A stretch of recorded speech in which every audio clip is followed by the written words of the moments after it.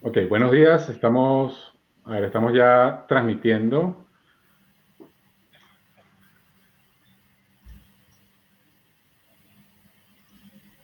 Vale, buenos días a todos. Bienvenidos al segundo capítulo de esta serie de webinars que hemos diseñado para ustedes a modo de guía para lograr un centro de distribución de categoría mundial. Agradecemos el interés que ha mostrado en la serie por la cantidad de personas registradas y por su participación. Igualmente, agradecidos por los mensajes de reconocimiento luego del capítulo de la semana pasada. Bien, como es de costumbre, queremos invitarlos a aprovechar al máximo esta sesión. Vamos a estar compartiendo los aproximadamente 60 minutos.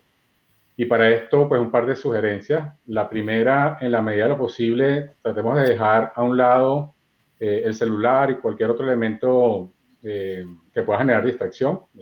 Eso por un lado. Por otro, en los próximos 40-45 minutos vamos a estar compartiendo una serie de información de valor para ustedes, por los cuales les sugerimos vayan tomando nota. Igualmente nos pueden dejar sus inquietudes en la plataforma, en el panel de preguntas, y con esto nosotros pues destinaremos los últimos minutos al final de la sesión para responder las inquietudes que nos vayan planteando. Igualmente los invito a que nos sigan en la página oficial de LinkedIn. Ahí estamos continuamente compartiendo noticias, información de interés.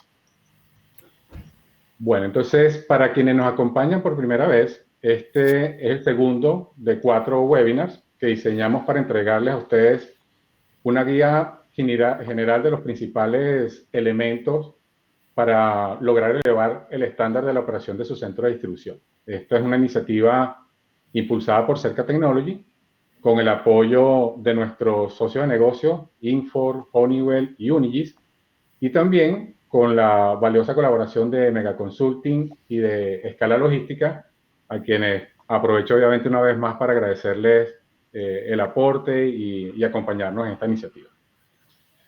A modo un poco de qué nos motiva en esta serie, en Cerca Technology hemos acompañado durante 27 años el crecimiento de las operaciones logísticas en Latinoamérica. Hoy digamos que podemos decir con satisfacción que en nuestros más o menos 250 proyectos implementados hemos ayudado a empresas de distintas industrias, de distintas verticales, a optimizar su operación logística y con esto también soportar el crecimiento de sus negocios.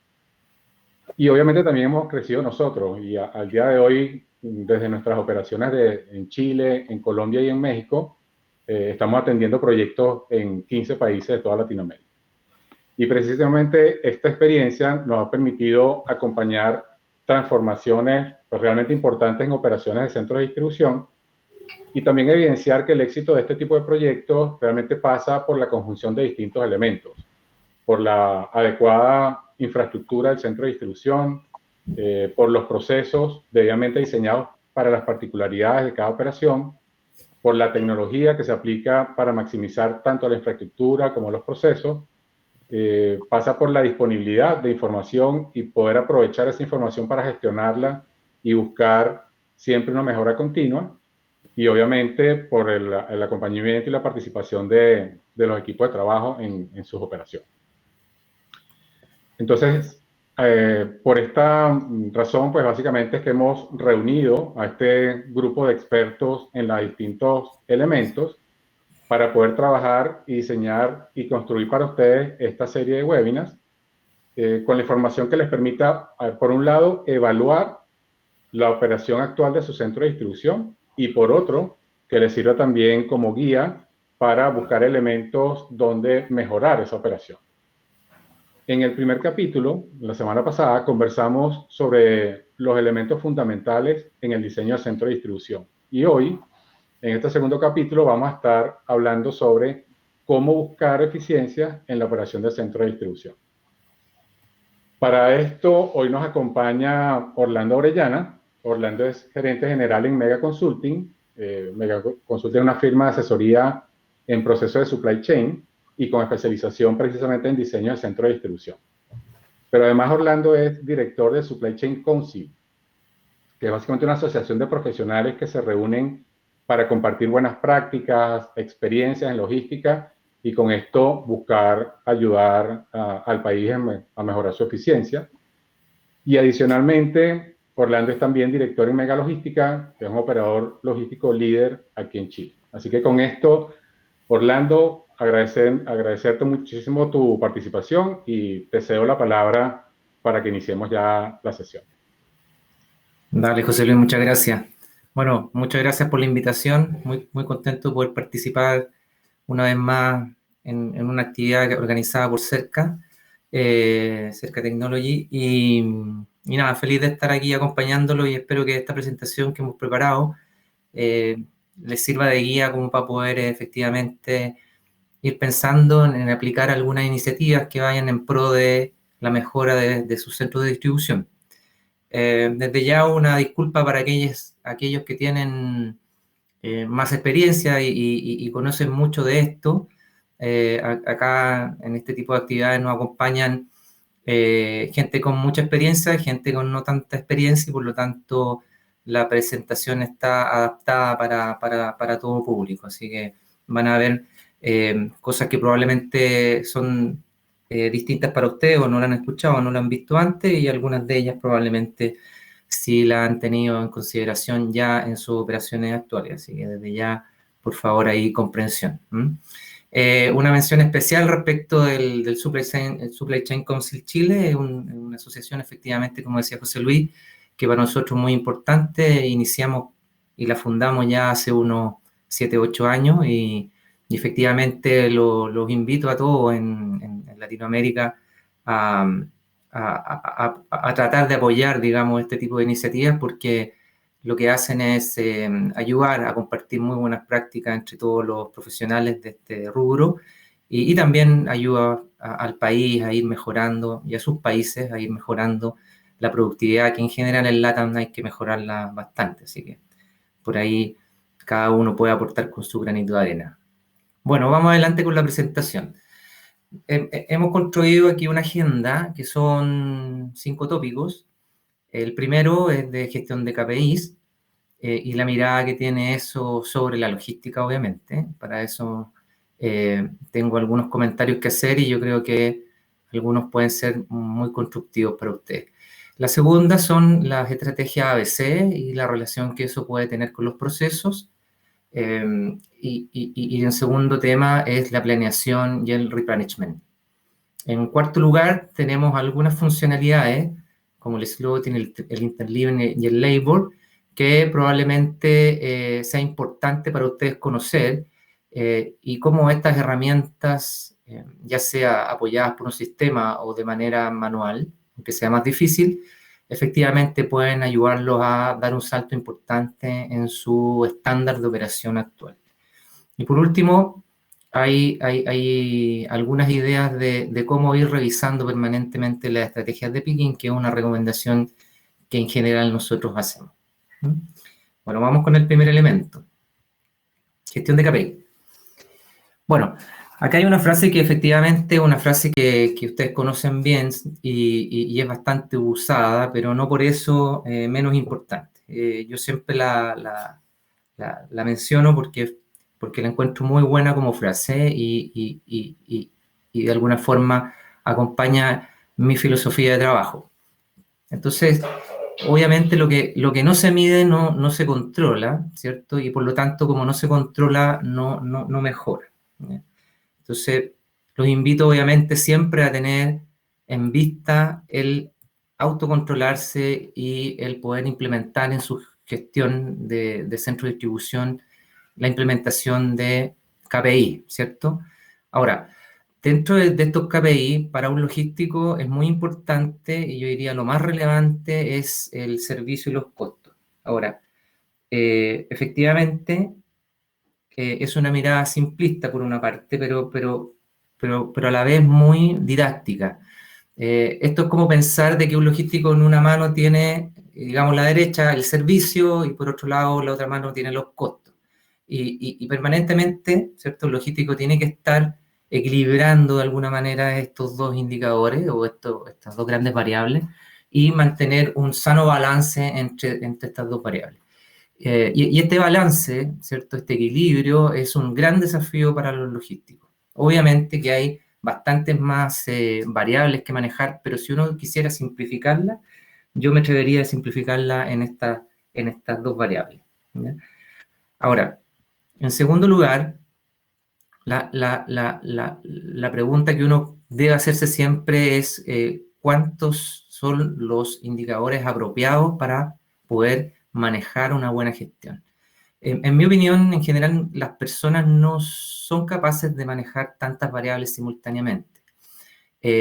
Por ahí pueden haber algunas excepciones, pero si yo tuviese que recomendar alguna, no serían más allá de 4 o 5. Ahora, es importante también mencionar que el indicador en términos del tamaño o la magnitud del indicador, yo creo que no es tan relevante. Lo más relevante en la gestión de KPI es mirar, ¿cierto?, la tendencia de este performance, digamos, y es ir mejorando en el tiempo, paso a paso, poco a poco, pero lo importante es mirar una tendencia hacia la mejora, más que cuando miro el indicador hoy me parezca malo, digamos, eso no es tan relevante para mí, me parece mucho más relevante el que paso a paso podamos ir mejorando. Ahora, nosotros en esta presentación vamos a ver varias iniciativas, y algunas de ellas fáciles de implementar, otras no tan fáciles de implementar, pero lo importante es que efectivamente los KPI me ayuden a establecer una línea base contra la cual yo me pueda comparar. Ahora, en una mirada, ¿cierto? Como decíamos, bien simplista, está esta mirada de los servicios y los costos. Y por último, como decía, los 4 o 5 indicadores que uno puede manejar de manera más fácil y más aplicable. Ahora, ¿cuál de estos KPI que yo podría establecer son los más relevantes y son los que más impactan en el desempeño de mi centro de distribución? Esta es la pregunta que necesitamos responder y que yo creo que es bueno que cada uno de ustedes se vayan haciendo permanentemente.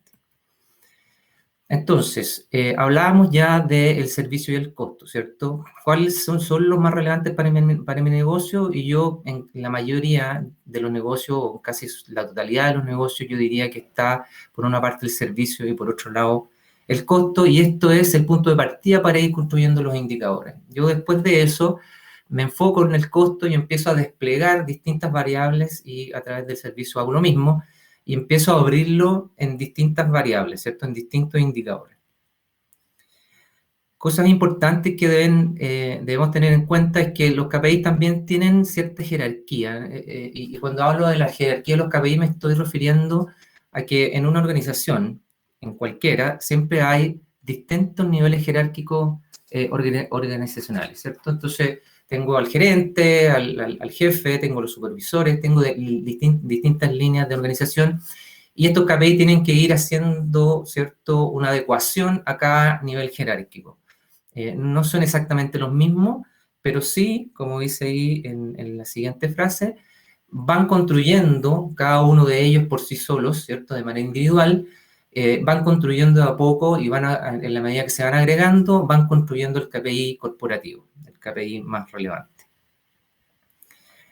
Hay un elemento que es re importante, que lo vamos a mencionar después en la última lámina de este apartado, es, ¿cierto?, la incorporación tecnológica en la gestión de los KPI. Yo diría que genera un salto bastante grande, y yo recomiendo ir rápidamente hacia la tecnología para poder gestionar bien estos indicadores. Acá hay una lámina que les quería mostrar que resume un poco lo que hemos venido conversando. Por una parte, esta lámina muestra, ¿cierto?, un primer nivel más operacional, un primer nivel que está a nivel del terreno, ¿cierto?, a nivel de la supervisión operacional.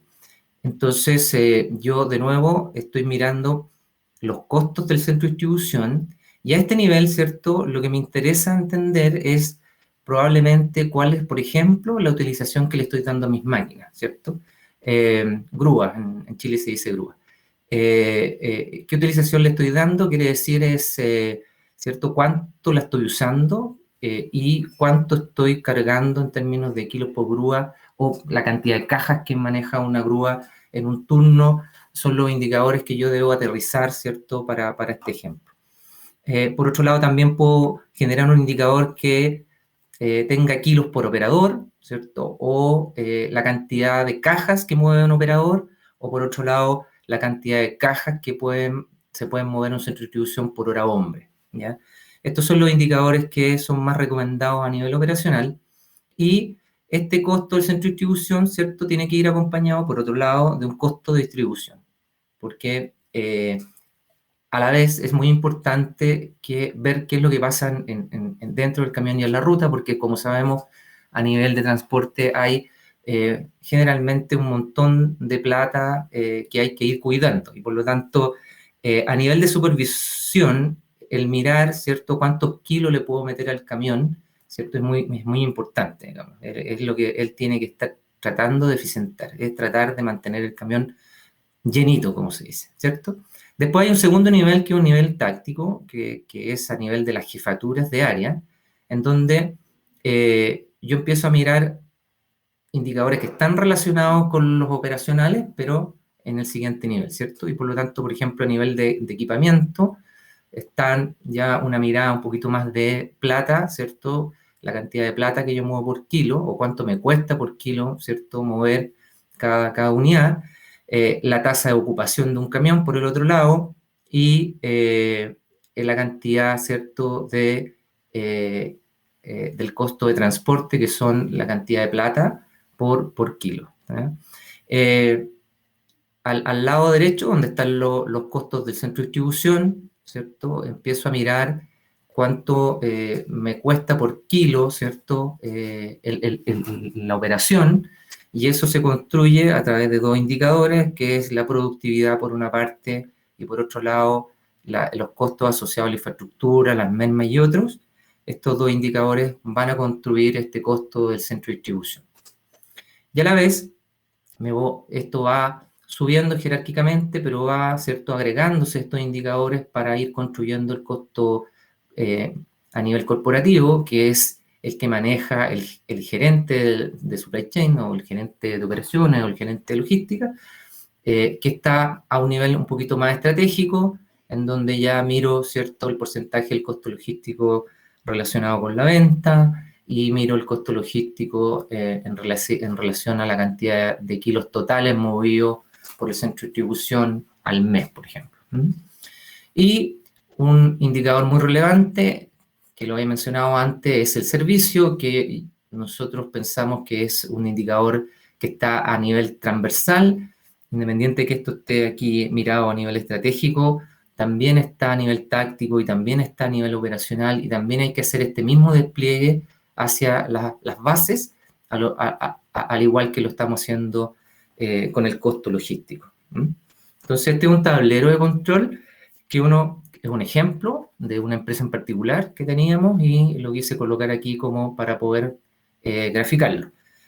Ahora, lo que hablaba de la tecnología, la tecnología ayuda mucho porque efectivamente me permite ir haciendo estas mediciones que hemos mencionado antes. Son mediciones que yo puedo ir haciendo no solo con una mirada a nivel de informes, sino que con una mirada diaria, ¿sí? Los informes generalmente pueden ser semanales o mensuales. Cuando yo le aplico tecnología, yo puedo tener en tiempo real el indicador que yo necesito ir controlando, ¿sí? Entonces, mirar productividades por hora hombre, mirar cajas movidas por hora hombre, mirar la cantidad de despacho que se hace al minuto, digamos, y la productividad que estoy teniendo, la verdad que agrega mucho valor. Y aquí hay una imagen que muestra una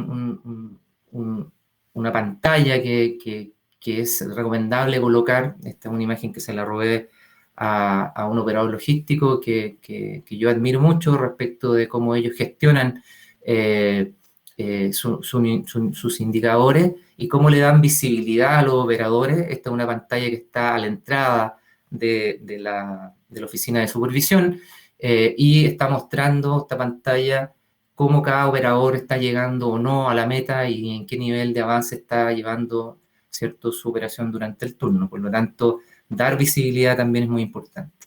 Y por último, en esta imagen que está abajo a la derecha, muestro una oficina de control, que una oficina de control que me gustó bastante, que la vi en una visita en Dinamarca, en donde hay una oficina donde yo estoy gestionando todos estos KPI minuto a minuto, digamos, y estoy dándole visibilidad hacia la operación, hacia afuera, pero también estoy construyendo indicadores hacia la gestión y hacia la gerencia. En la medida que uno pueda establecer una sala de control, evidentemente va a ayudar mucho. Una cosa que se me olvidó mencionar en la lámina anterior solamente es que si ustedes se fijan, tenemos pocos indicadores por cada nivel, ¿cierto? Lo que mencionaba al principio. Yo, más que tener muchos indicadores, yo creo que eso es un error que cometen frecuentemente los gerentes de supply chain y logística, es generar una cantidad enorme de indicadores que finalmente nadie sigue. Acá en esta lámina, como ustedes pueden ver, son pocos indicadores, pero van directo a donde yo quiero atacar, ¿cierto? Y tienen gran impacto.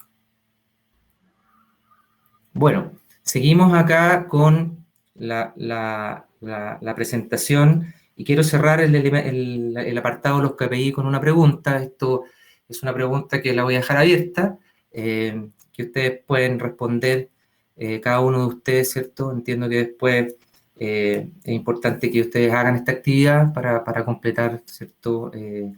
Esta actividad generada y organizada por Cercatec. Así que, ¿cuáles serían, en tu caso, los KPI elegidos y qué plan de acción aplicarías para una mejor gestión? ¿Ya? Pregunta abierta que ustedes pueden responder. Perfecto. Orlando, aprovechando el cierre de este primer punto, ¿Sí? como me solicitaste, solo para referencia, para mantenernos en agenda, nos quedan unos 25 minutos aproximadamente de contenido. Te agradezco mucho, José Luis. Vamos a ir un poquito más rápido entonces. Bueno, otro de los elementos importantes que quería mencionar en esta presentación son las estrategias ABC, ¿ya? Y qué impacto tienen en la gestión de un centro de distribución. Bueno, como descripción simplemente estas estrategias ayudan a entender el comportamiento estadístico que está basado en la historia, ¿cierto? En la historia respecto de cómo se ha comportado la demanda, ¿cierto? Y facilita, por supuesto, el mirar la historia, tomar las decisiones futuras en relación a tener un mejor orden, a la rotación que tienen cada uno de mis productos, cuáles se venden más, cuáles se venden menos, y obviamente si yo aplico un correcto ABC dentro del centro de distribución, voy a mejorar los recorridos, voy a mejorar la productividad, entre otras cosas, ¿ya? ¿Qué se debe tener en cuenta? Y aquí algunos tips. Cuando yo necesito mirar la historia, yo recomiendo mirar en una primera instancia los últimos 6 meses y los últimos 12 meses, y después en el tiempo yo recomiendo cada 6 meses ir mirando, ¿cierto?, cómo ha variado esto a veces. Sabemos que lo construyo una vez y probablemente en 6 meses más productos que están categorizados como A pueden pasar a ser B, algunos que son B pueden pasar a ser A. Y eso es muy común cuando se lanzan nuevos productos que parten probablemente con baja rotación, parten con un C y terminan siendo en el tiempo como un A. Y es bueno ir mirándolo. Ojo con la estacionalidad. La estacionalidad es bien peligroso cuando uno hace estos análisis, porque nosotros miramos, ¿cierto?, en general, eh, negocios, por ejemplo, que están asociados a, a la cosecha.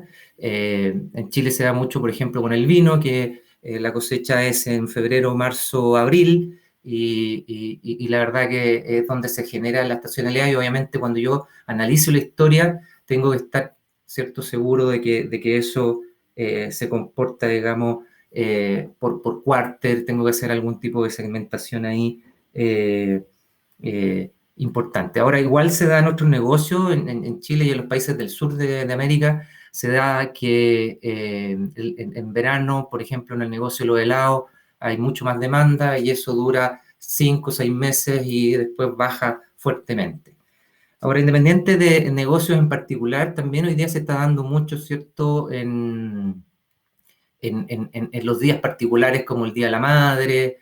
Hoy día se está dando mucho también en los días del cyber, y la verdad que eso también hay que ir tomándolo como dato, digamos, ir apartándolo para hacer un buen análisis, ¿ya? El otro tip que les doy es traten de agrupar esto en unidades logísticas comunes, ¿cierto? Pallets con caja, pallet con cerámica es distinto al pallet con caja, obviamente. Los carretes de cables en negocios eléctricos también son distintos. Las tiras de fierro en los negocios ferreteros también es bien distinto. Bueno, los bins, los IBC, bueno, hay distintas unidades logísticas que yo las tengo que tener en consideración para poder hacer bien los ABC. Y por último les quiero comentar acá que es re importante tener visualizado y bien entendido cuáles van a ser los criterios de corte que yo voy a aplicar en este ABC que quiero construir, ¿sí? Por ejemplo, en un negocio cualquiera yo puedo pensar que cualquier SKU que se mueva más allá de 5 pallets por turno podría ser un A, ¿ya? Como ejemplo. Aquellos que están entre 1 y 5 pallets por turno serán un B, y todos aquellos que son medio pallet a un pallet será un C.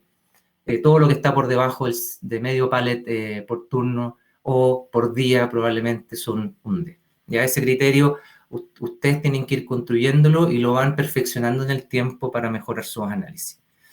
Es importante entender que hay negocios que necesitan tener bastante bien identificados las categorías, ¿cierto? Los productos, por ejemplo, hay negocios como tengo una empresa que asesoro, que es del consumo masivo y es de alimentos en particular, pero tienen distintos tipos de familias, ¿cierto? Están las familias o categorías de mascotas, está el arroz, están las legumbres, está el aceite, y la verdad que todos esos son familias que se comportan un poco distintas y muchas veces dentro de un centro de distribución están segregadas. Las mascotas por un tema de olores, los aceites por derrame. Entonces tengo que tener claro cuando hago esa ABC estas agrupaciones. Y por último, las zonas de almacenamiento diferenciadas por temperatura. En el retail se da mucho, por ejemplo, que tengo refrigerados, congelados, tengo carga general o lo inocuo, tengo inflamable por otro lado, tengo los big tickets, entonces son zonas que están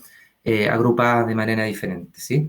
En México estamos con una empresa, por ejemplo, que está exportando y a la vez está vendiendo en mercado local, y por regulación en México esos dos mercados tienen que estar físicamente separados, entonces ahí también hay que tener cuidado con esas cosas. Bueno, y este ABC, mirado, digamos, gráficamente, en este caso, este es un centro de distribución donde tenemos por el lado derecho un inbound, por el lado izquierdo un outbound. Tengo una zona de inflamable bastante amplia, tengo una zona de carga general amplia, pero a la vez tengo esta segregación que recién les mencionaba, este es el caso México, en donde tengo el mercado local por acá abajo, y por acá un poquito más arriba tengo el mercado de exportaciones, ¿ya? Entonces tengo varias zonas separadas y se ha construido una ABC, ¿cierto? Para este caso, en el que el verde, ¿cierto?, son los A, los amarillos son los B, y ustedes como ven, y los C en color rosado. Y como ustedes ven en este ejemplo, ¿cierto?, se da que la concentración de despacho de camiones de salida están, ¿cierto?, más asociados en este sector. Por lo tanto, cuando yo hago esa construcción de ABC, tiene que estar construida en una semicircunferencia, si tú quieres pensarlo de esa manera, ¿cierto? O en ondas de expansión, donde yo voy construyendo, ¿cierto?, estas zonas ABC que están más cerca del despacho. Y estas zonas de adelante que estoy mostrando en pantalla son zonas de picking, y las zonas de almacenamiento masivo están más atrás, ¿cierto? Y se repiten, ¿cierto?, la misma lógica de estas ABC en forma de circunferencia, que tienen que ir, digamos, trabajándose permanentemente para que efectivamente estas zonas se mantengan A, las B y las C. Un caso distinto, un caso más local. El caso anterior es un centro de 35.000 metros, en este caso que estoy mostrando ahora, en el caso local es un centro de 5.000 metros, mucho más chiquitito, en donde ya no tengo mis zonas, tanta diferencia de zona, tengo una zona grande en donde mi centro de distribución, además de ser almacenamiento masivo, todos los pasillos son piqueables, por lo tanto mi construcción de ABC a la vez es uno solo, ¿sí? Mi zona de despacho están acá abajo, a la izquierda, y por lo tanto mi construcción de semicircunferencia va siendo un poquito distinto. Y adicionalmente el reabastecimiento, que lo vamos a ver en el apartado que sigue, ¿cierto? También va a ser diferente en el caso local. Aquí les dejo una pregunta. ¿Cuál es tu relación, cierto, en términos de la estrategia ABC y el to-be de procesos que yo tengo que construir cuando formulo un ABC, ¿cierto? Los ABC se construyen, ya hay una relación con los procesos, porque los procesos van cambiando, y yo les dejo aquí una pregunta hecha para que ustedes puedan responderla posteriormente. Perfecto. Orlando, nuevamente, como ya has solicitado, para mantener una agenda nos quedan unos 20 Sí. minutos aproximadamente. Creo que vamos. Perfecto. Bien. Yo creo que alcanzamos muy bien, José Luis. Bueno, el otro ítem que traíamos para presentarles es el ítem de planificación y replenishment, ¿ya? Partamos por planificación. En el caso de planificación, uno siempre debe preguntarse cuándo planificar, qué planificar, ¿cierto? Y respondiendo inmediatamente a la pregunta de cuándo planificar, bueno, aunque uno tendería a pensar de que siempre debe planificar, no siempre están dadas las condiciones para planificar, lamentablemente. Y cuando digo lamentablemente, porque efectivamente me he topado con empresas que no tienen cierto marco regulatorio dentro de su organización, y por lo tanto es muy difícil planificar. Entonces, la primera tarea es construir ese marco regulatorio, ¿cierto? Y ese marco regulatorio es tener ciertas buenas prácticas base, ¿verdad?, para poder después implementar una buena planificación. Una de las cosas que yo recomiendo siempre es establecer una relación de trabajo permanente con el área comercial, porque con ellos yo puedo efectivamente tomar acuerdos muy importantes, ¿ya? Y cuando hablo de acuerdos, estoy hablando de cosas bastante prácticas, como algunos horarios que se puedan respetar dentro de la atención del centro de distribución, y todas las reglas de negocio asociadas, digamos, a la atención de mis clientes. Y cuando hablo de reglas de negocio, estoy hablando de lotes mínimos de compra, estoy hablando de los cortes horarios, ¿cierto?, que se tienen que respetar. Lamentablemente muchas veces no se respetan, y las excepciones empiezan a ser más que excepciones y empieza a ser una permanente. Yo diría que ese tipo de cosas son muy importantes para poder planificar. Entonces, hay recomendación, trabajen mucho con el área comercial para establecer las rutas por día. Hay un grupo de clientes que yo los puedo, ¿cierto?, seleccionar y atender en un día determinado, los lunes, los miércoles y los viernes. A otro grupo o otro canal lo puedo atender los martes y los jueves, y eso lo tengo que hacer con el área comercial, así como también los horarios de corte y todas las reglas de negocio. Ahí les doy un par de ejemplos, pero hay un montón de reglas de negocio que uno puede colocar con ellos, ¿ya? Y, bueno, ¿qué planificar? Una vez que yo tengo el marco regulatorio construido, yo les diría que lo más posible se puede planificar, ¿ya? Y aquí hay algunos ejemplos. Toda la planificación de tareas dentro de un centro de distribución se pueden planificar una vez que yo tengo claro cuánto es el tamaño de lo que tengo que despachar al día siguiente. Efectivamente, empiezo a planificar todas mis tareas de preparación de pedido, planifico después todas las tareas de reabastecimiento a la distinta zona, tengo que planificar las rutas de entrega y toda mi flota que necesito que esté disponible para poder hacer estos despachos.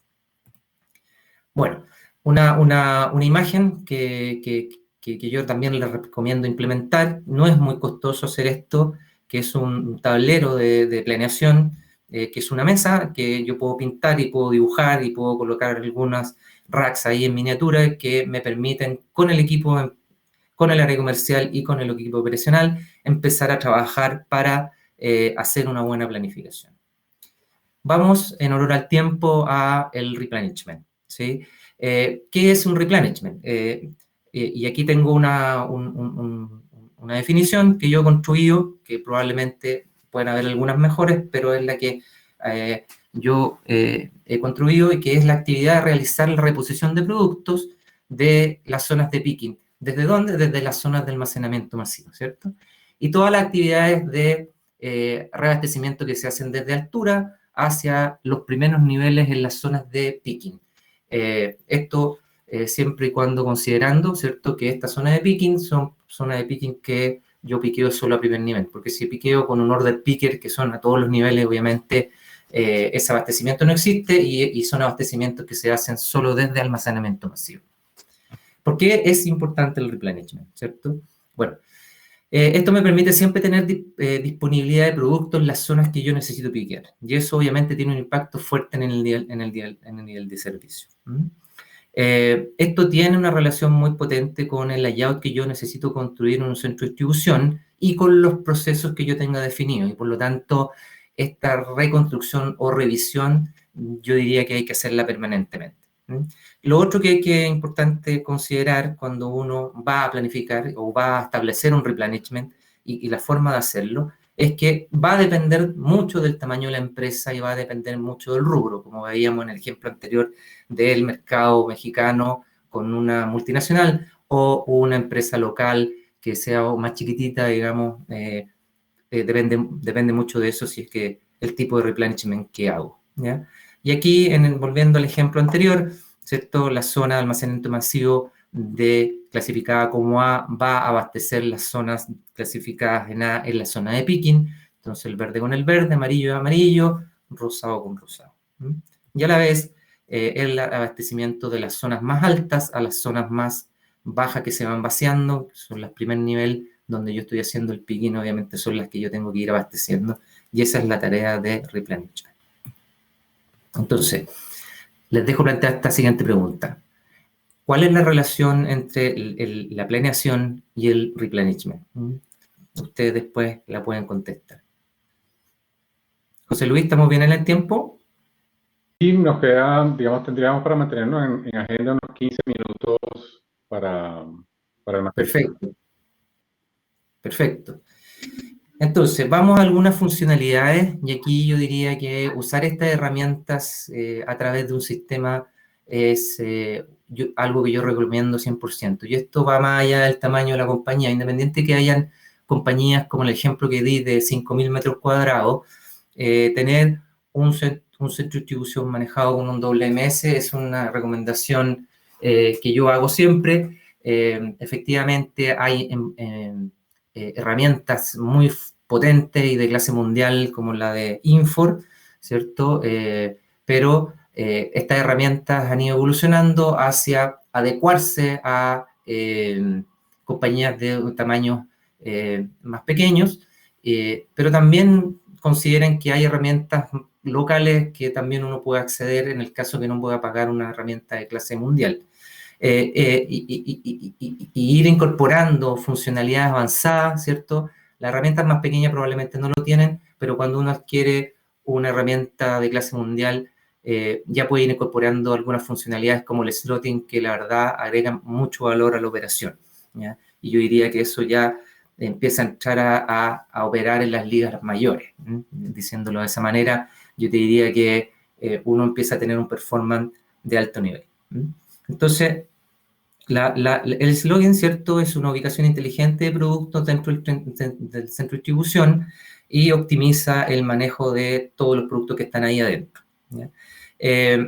Esto de manera automática va asignando posiciones y va administrando la bodega de manera inteligente. Acá hay un ejemplo de un slotting que se aplica, ¿cierto? Entonces tenemos a la izquierda la situación antes de aplicar el slotting y posteriormente tengo a la derecha una vez aplicado el slotting, ¿ya? Entonces algunos beneficios que están descritos aquí, hay obviamente en este ejemplo y ustedes pueden ver desperdicio de espacio porque coloco productos bajos donde podría perfectamente colocar pallet y agrupar, ¿cierto?, mayor cantidad de cajas en un pallet, darle más altura y aprovechar el espacio. Hay problemas porque estoy colocando productos que tienen un peso más grande abajo y productos que tienen menor peso arriba. En general, estos sistemas yo puedo setearlos para que, ¿cierto?, esta regla se respete. Yo debo tener generalmente los productos más livianos arriba, más pesados abajo, por temas de seguridad, etc. Y productos que tienen baja demanda están muchas veces puestos en slots grandes, ¿cierto? En este ejemplo. Y productos fuera del alcance del operario, otra variable, por ejemplo, que uno desearía no tener. En general, tengo que tener posiciones de 1,50 m, no más que eso, digamos, para poder piquear cómodamente, y eso el sistema lo entiende y por lo tanto también lo considera dentro de su reabastecimiento, ¿cierto? Y manejo de slotting. Y aquí está organizado de una mejor forma, en donde yo tengo reducción de costos, tengo optimización de espacio, tengo un reabastecimiento mucho más eficiente y voy disminuyendo los recorridos, ¿cierto? Entonces, el slotting tiene la gran fortaleza, y tengo una lámina acá para poder ejemplificarlo, de que tareas que son tareas desde recepción, ¿cierto?, de producto y van a ser alocadas a la zona de almacenamiento, ¿cierto? Esa tarea yo la puedo aprovechar con la misma máquina, ir a una ubicación cercana, tomando una posición para abastecer o reabastecer una zona de picking, por ejemplo. Y este slotting, digamos, esta funcionalidad de manejo de slotting me lleva a una funcionalidad más avanzada que se llama el interleaving, que es la que estoy explicando, ¿cierto? Esto aprovecha todas las tareas y de cada una de las máquinas, o de traspaleta, o de lo que sea, que te permite efectivamente aprovechar recorridos de máquinas de ida y que vuelvan esas máquinas, digamos, con carga, ¿cierto? Esto lo puedo hacer también combinado, como decía, con un slotting, en donde yo tengo productos, ¿cierto?, que acá son un producto B o C, a una zona que es de picking, que es B o C también.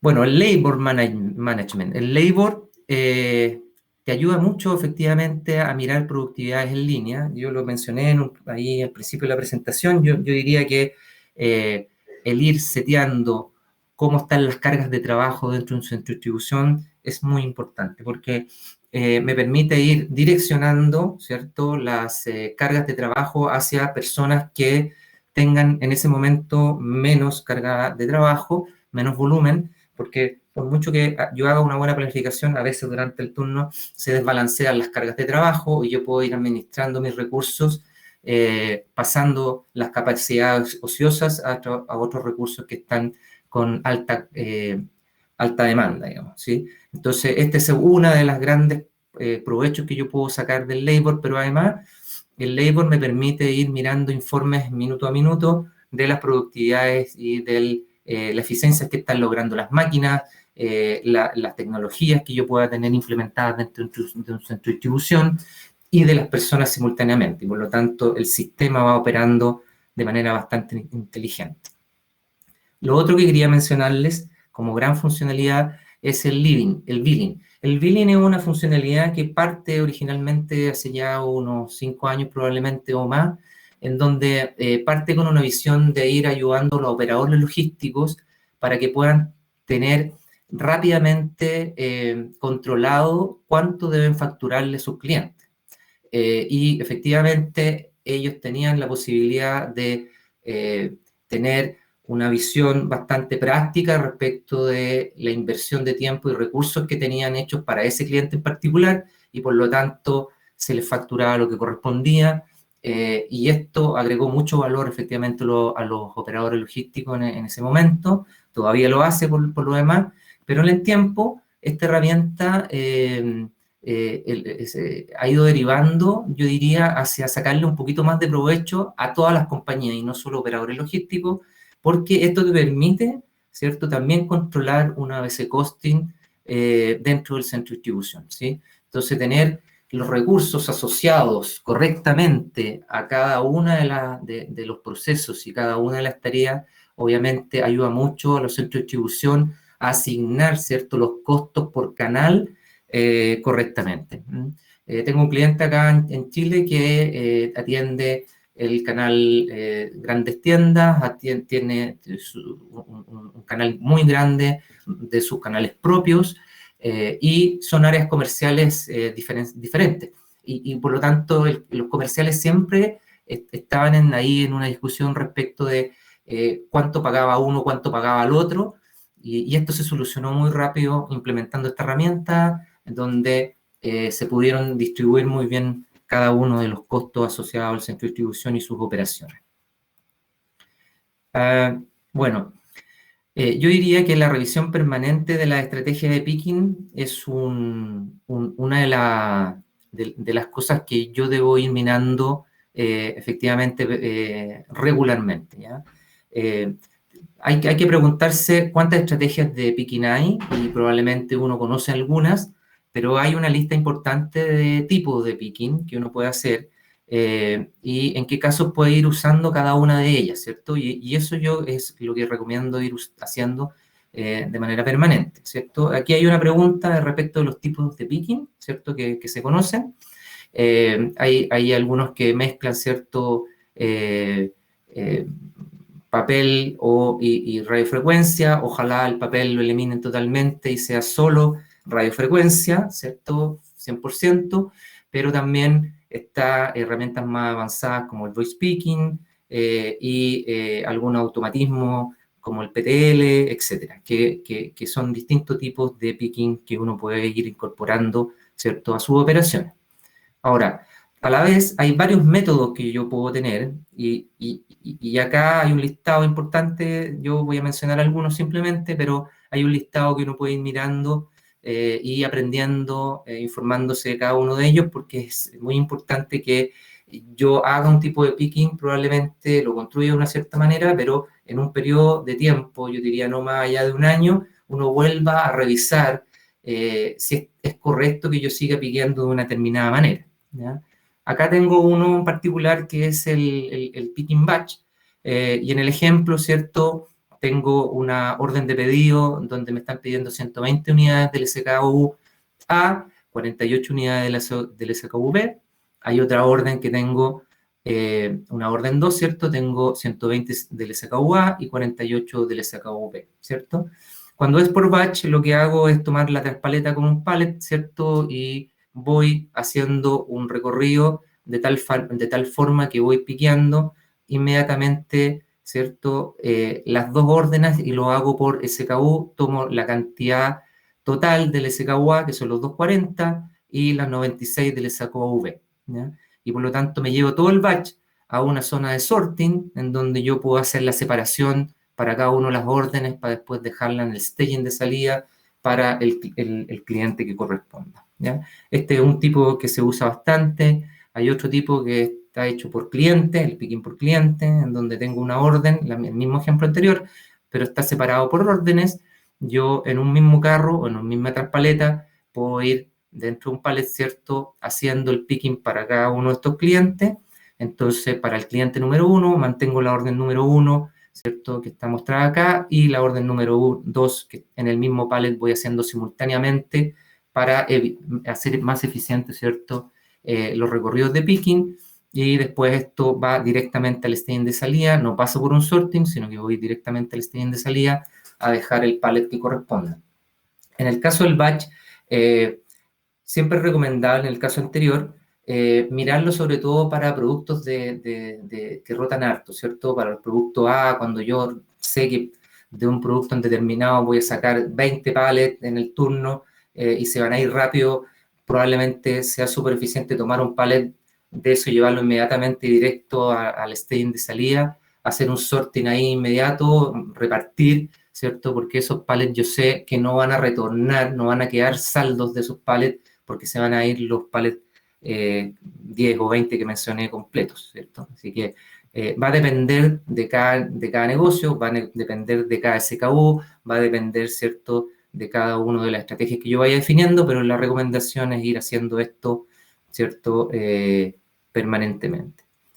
Y acá tengo una frase para ir terminando la presentación, porque creo que estoy en el tiempo.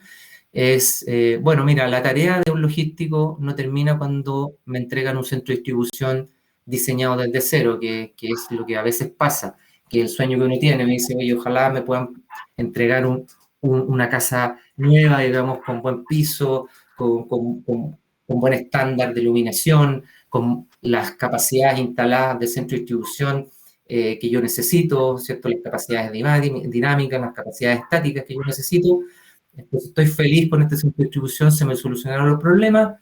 La verdad que yo digo, mira, es un gran paso, pero aún no ha terminado. Para mí, recién es el punto de partida, ¿cierto? Y así es que ahí empieza uno a hacer la tarea de ir, bueno, ahora, ¿cómo voy en el siguiente salto? De ir optimizando y haciendo un centro de distribución mucho más eficiente y de alto estándar.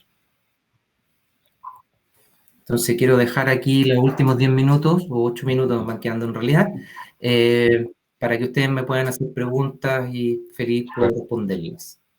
Perfecto, gracias Orlando. Excelente el material. Sí, efectivamente, en la medida que ibas compartiéndonos la información, ahí han subido algunas preguntas. Ya, yo voy a administrarlas, te las voy a ir formulando, trataré de ir en la misma secuencia en que preguntaron. Ok. Dentro de estos 8 minutos que nos quedan, esperemos poderlas responder todas, y si no, pues como de costumbre, enviaríamos la respuesta posterior. Pero para iniciar, la primera pregunta, Orlando, tiene que ver con la categorización ABC, y dice específicamente, según la categoría de los productos, ¿cuáles son los porcentajes adecuados para categoría A, categoría B y categoría C? Ya, en general lo que me toca ver es que cuando uno define bien los criterios de corte, y esto es bastante prueba y error, esto de los criterios de corte. Yo les di el ejemplo de, oye, ¿qué pasa con todo aquello que se venden más de 5 pallets hacia adelante, un producto A, ¿cierto? Eso va a depender, ese criterio va a depender de cada negocio, evidentemente, y el tipo de producto y el tipo de familia que yo esté manejando. Entonces, pero cuando uno hace un criterio, típicamente uno ve que con, yo diría, el 20% de los SKU, estoy moviendo el 80% de todos los productos que tengo en el centro de distribución. He visto casos aún más críticos digo porque no es sano tener colas muy grandes, pero claro, hay negocios que necesitan esa cola, ¿cierto? Para tener un mix de productos adecuados desde una mirada más comercial, ¿cierto? Que es muy necesaria. Pero he visto casos más críticos en el que efectivamente a veces con el 10% de los SKU logro hacer el 80% de la venta. Pero lo más común es que el 20% lo SKU, y ahí en ese 20% probablemente caen los A y los B. En ese 20% hago el 80% de la venta. Ahí hay un criterio que de alguna forma uno lo puede ir orientando. Pero como digo, es bastante de prueba y error, ¿cierto? Uno hace un primer corte, aplica un criterio, eso ve cómo se comporta durante el tiempo, y por eso yo digo cada 6 meses hay que ir revisando estos criterios y volver a hacer el corte o volver a corregir el criterio para poder hacer el corte correcto. Perfecto, Orlando. Gracias. La siguiente pregunta tiene más que ver con los KPI. Perfecto. Vale, y básicamente dice, ¿qué tiempo consideras adecuado para que un plan de trabajo dé los resultados esperados para alcanzar los KPI propuestos? Sí, yo esa la encuentro una súper buena pregunta. Me topo mucho con gerentes generales que exigen resultados inmediatos. Y la verdad que para mí eso no existe. Un trabajo consistente dura por lo menos un año. Un trabajo bien hecho.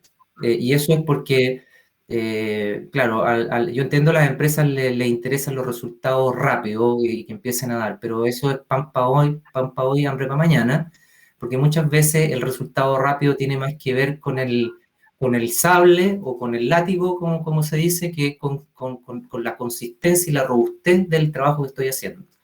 En mi experiencia, obviamente, primero, levantar procesos lleva un buen tiempo. Levantar procesos es muy importante, y de acuerdo a la nueva definición de procesos, uno recién ahí puede decir, bueno, ok, para esta nueva forma de operar, ¿cuáles son los indicadores que voy a ir? ¿Cuál es la exigencia que voy a hacer?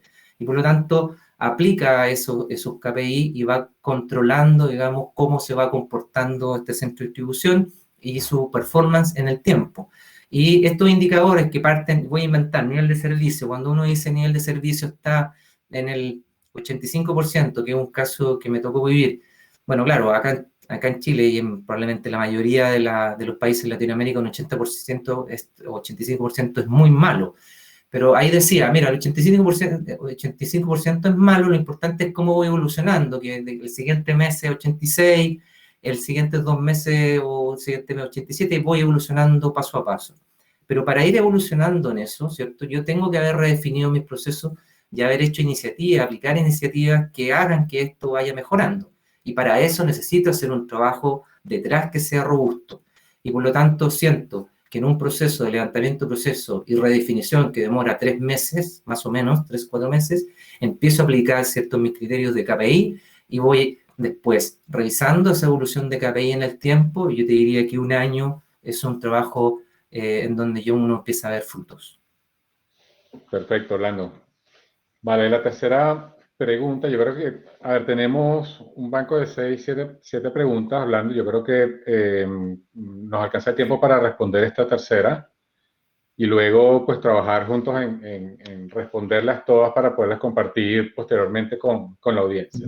La tercera pregunta Sin ningún problema. dice, tiene que ver con replenishment y específicamente dice, ¿el replenishment puede hacerse durante la operación de picking o qué momento es el adecuado para hacer el replenishment? Sí, también es muy, muy buena pregunta. Yo diría que hoy por hoy la seguridad de las personas es un elemento importante, ¿ya? Si uno tiene pasillos exclusivos de picking, uno puede hacer el replenishment durante el turno porque no se van a topar las máquinas con las personas durante el turno, ¿sí? Pero en el común de las operaciones que yo he visto, eso no ocurre, no existen los pasillos exclusivos y el pasillo es tanto para hacer el reabastecimiento como para piquear. Y como es un pasillo común, ¿cierto? Lo que ahí yo recomendaría es tratar de planificar estas tareas en turnos diferenciados, ¿sí? Entonces, si yo durante la noche estoy haciendo mi preparación de pedidos para poder sacar mis camiones durante la mañana, las primeras horas de la mañana, probablemente el reabastecimiento yo lo tengo que hacer en el turno de la tarde. Cuando hablo del turno de la tarde estoy hablando de un turno que va desde las 3, 4 de la tarde hasta las 10 de la noche, 11 de la noche. En ese turno es recomendable hacer todo el reabastecimiento.